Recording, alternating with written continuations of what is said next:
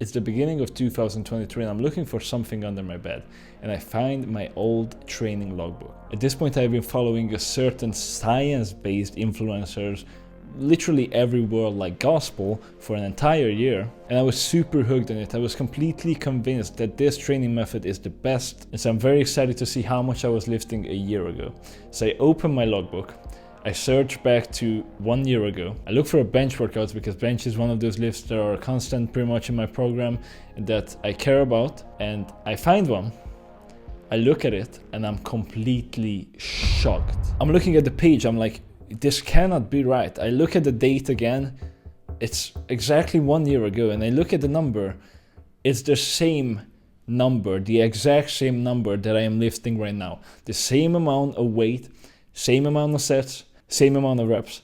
I progressed nothing. For an entire year of following strictly science-based advice, nothing happened. I went nowhere. And the worst thing is I wasn't even sure what I did wrong. I thought that everything that I was doing was the best that I've ever done before. Now also, roughly around that time I started getting recommended experience-based lifting content more and more on YouTube. And so I started watching more and more of those, and I implemented a couple of things that they said and they worked. And at first it didn't even make any sense to me. I was completely confused, like, what the fuck, isn't science supposed to be correct and experience not supposed to be correct? All of this shit is just completely anecdotal, and still it literally works better than another 1,000 people's worth of experience compressed together in a study that has a certain result that will literally take you nowhere. But why is that? Does that mean the science is a scam?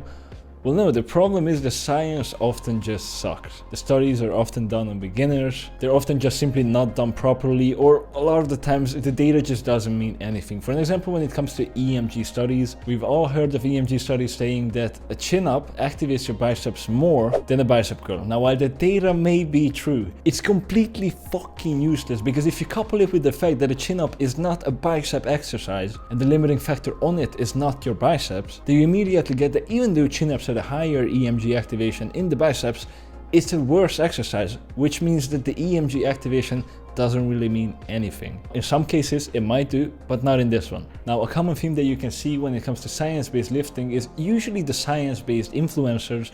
They say that you should train to 2-3 RIR. So basically you should keep 2-3 reps in reserve and not go to failure, because going to failure will not produce significantly better gains, but it will give you a lot more fatigue, and basically it's going to give you a net negative, because training 2-3 RIR is almost the same as training to failure.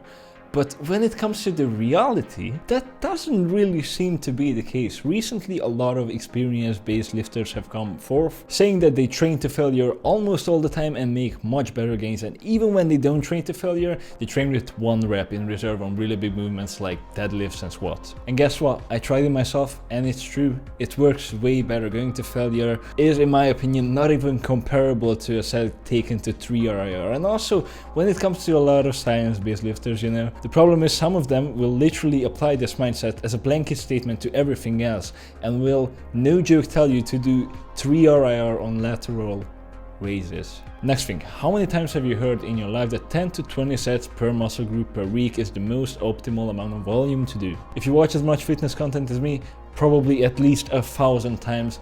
And not one single time has it been true. Because then the experience-based people come and tell you that actually you should just do as much volume as you need to grow, no more than that. And you only raise the volume when that stops working.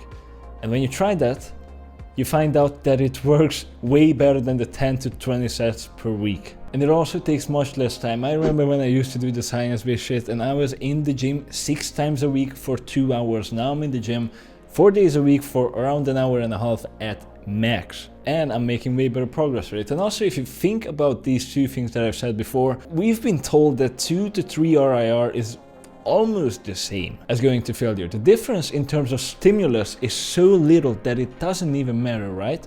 But how comes that the science-based people tell you that you need to do 10 to 20 sets per week, whereas the people who actually do train to complete failure get by around 6 to 8 sets per week? How does that work?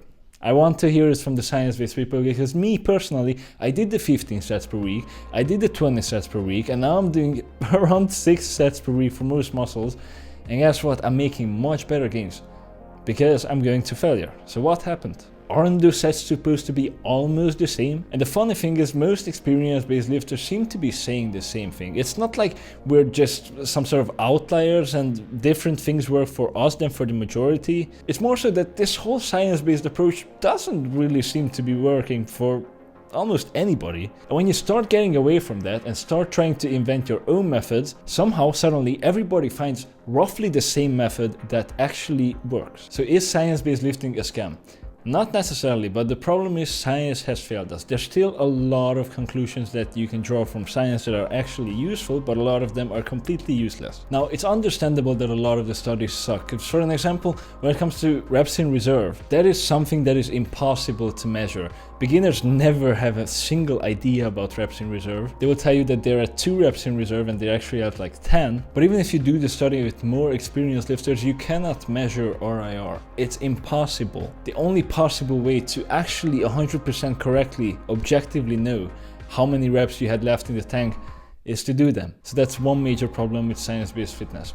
Another major problem is a lot of science-based fitness is not actually science-based. You think about Dr. Mike telling you that you can rest only 10 seconds between sets of calf raises without giving up any hypertrophy. Every 10 seconds, we can probably do a set of machine calf raises, and that's just enough time. Can you rest more? Sure, if you'd like, but you don't need to rest more. You can condense your training and be super efficient if you like without giving up any hypertrophy. It doesn't take to be a scientist to figure out that that's complete fucking bullshit. It especially doesn't take a PhD to figure that out, that he in fact has. And the funniest thing is the science clearly says that if you rest more, you're gonna get more hypertrophy, period. Another great science-based source who sometimes doesn't give a flying fuck about science is Jeff Nippard, who makes a quad hypertrophy exercise tier list, writes, quoting, ranked using science in the title, and then proceeds to put front squats in A tier below a high bar back squat, which he put in S tier because... I'm gonna put these in A tier because despite activating the quads a bit more, I find enough people just hate doing them or find the bar position awkward,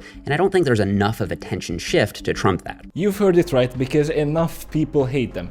Can you get less scientific than that? Who the fuck cares about who likes and who hates the exercise? We're talking about science, not about people liking shit. That's number one. Number two, the tension shift is not slight. It's very significant, and it doesn't take science to figure that out. You just literally have to try the 2 movements. But I'm also pretty sure that there have been studies that have shown that front squats are better when it comes to quad activations than a back squat. While I was recording the video, I didn't realize that the study not only exists, but he actually put it in his own video.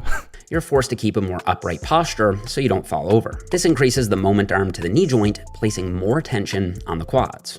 He does say though that you can bump them up to S tier if you can do them comfortably. My problem with that is it's S tier regardless of whether you can do it comfortably or not, and also you're not going to the gym for comfort. Obviously it's not gonna be comfortable. A lot of shit that you're gonna do in the gym is not gonna be comfortable. A lot of positions are not comfortable, though they're still good. But okay, we can forgive this little mistake, it doesn't matter. But then he puts low bar back squats in a quad hypertrophy tier list in the same motherfucking tier as front squats. Low bar squats are going in A tier as well.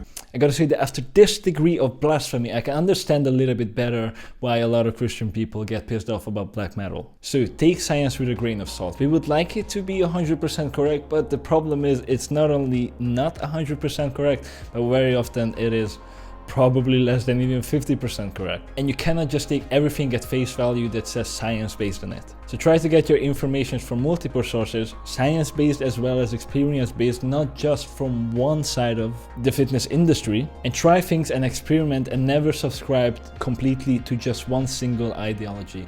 That's all I had for this video. Click here to watch my last one, and bye.